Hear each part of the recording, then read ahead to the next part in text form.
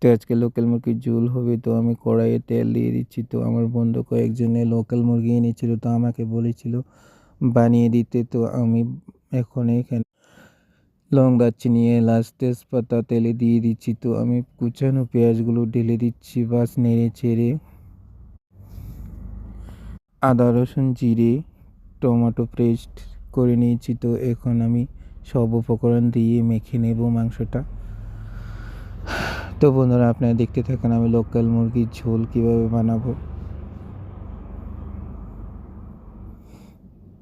হলুদ লবণও দিয়ে দিচ্ছি, বা সবটা দিয়ে এখন মেখে ঢেলে দেব। হয়ে গেছে।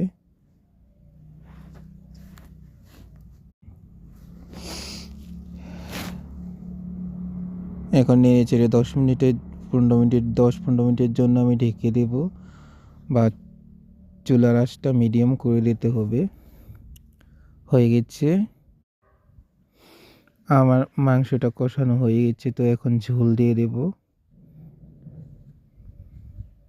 ঝোল দিয়ে দিচ্ছি।